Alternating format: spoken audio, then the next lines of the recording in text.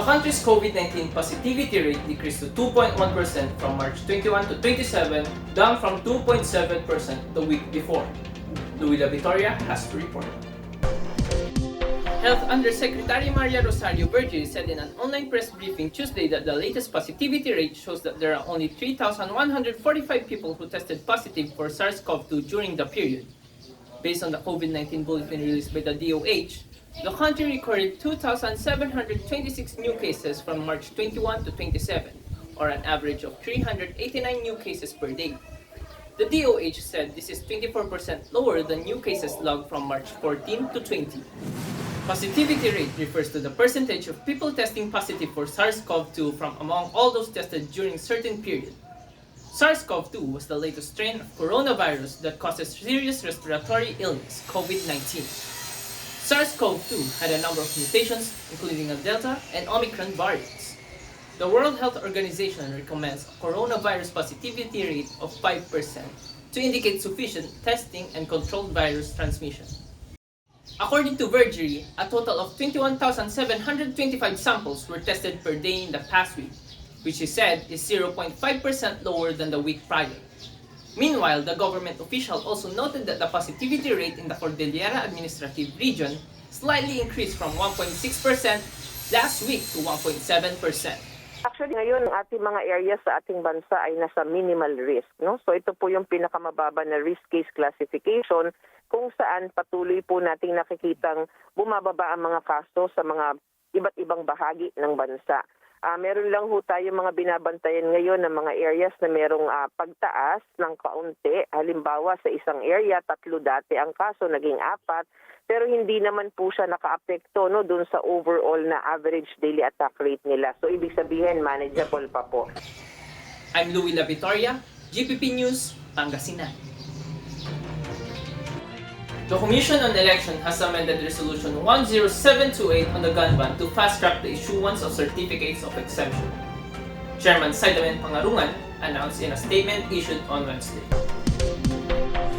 The Committee on the Banned Firearms and Security Concerns was given 1 week, starting Wednesday, to finalize the proposed amendment.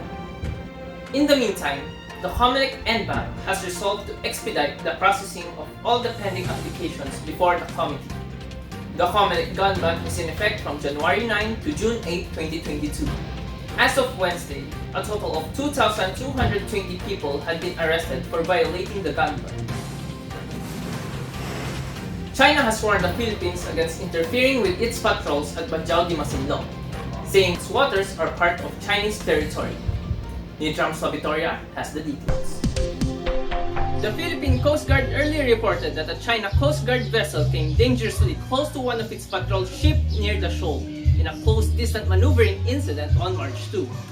Using the Chinese name for the shoal, also called Panatag Shoal, Chinese Foreign Ministry spokesperson Wang Wenbin told reporters in Beijing on Monday that it was China's inherent territory.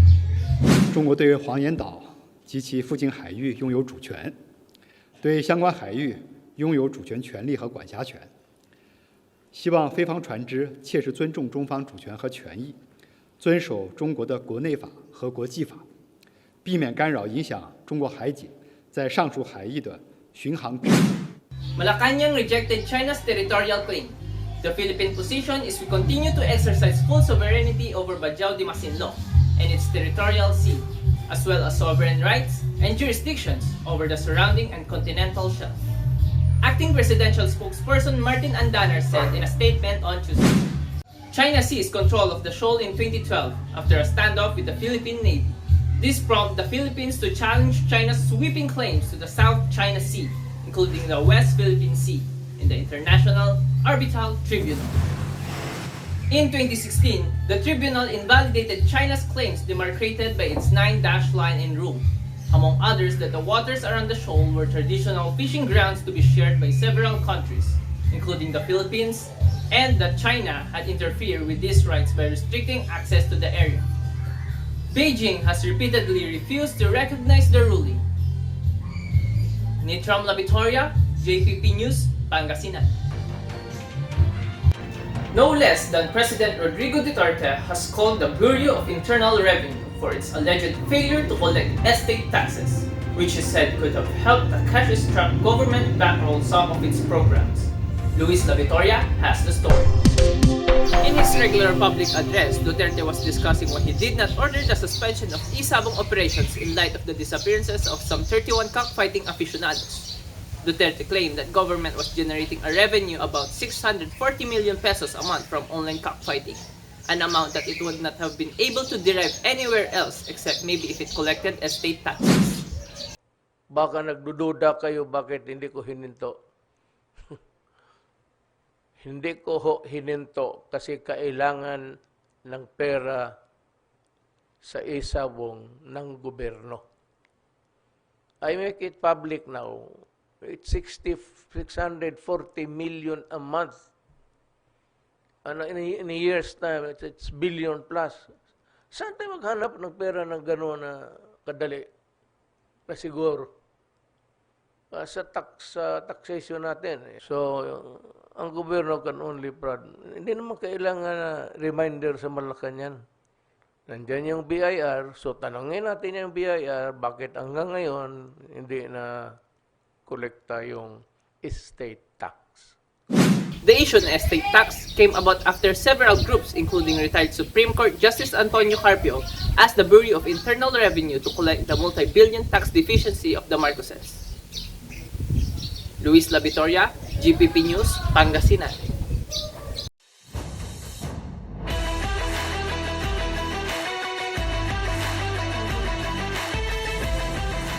Barangay Ginebra rode the hot hand of Justin Brownlee to stifle NLEX 112-93 as the Gene Kings book a return to trip to the PBA Governors Cup title series. Itong hinahanap ng Ginebra, they have to get some fast break. That's gonna be a basket, make a sum of them foul.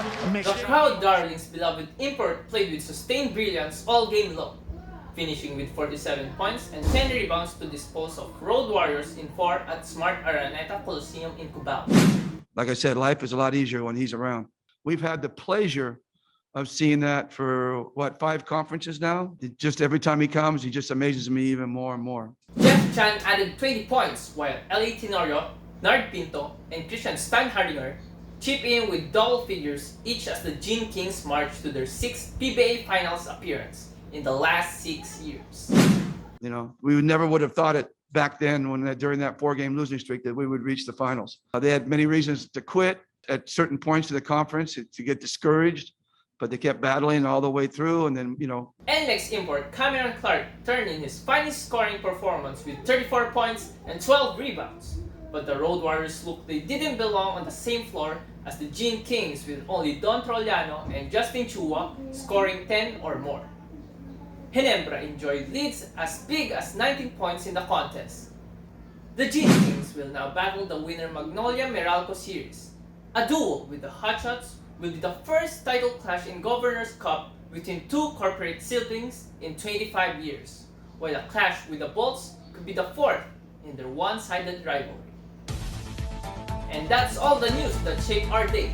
I'm Martin Labitoria, here to offer you stories, and we are GPP News.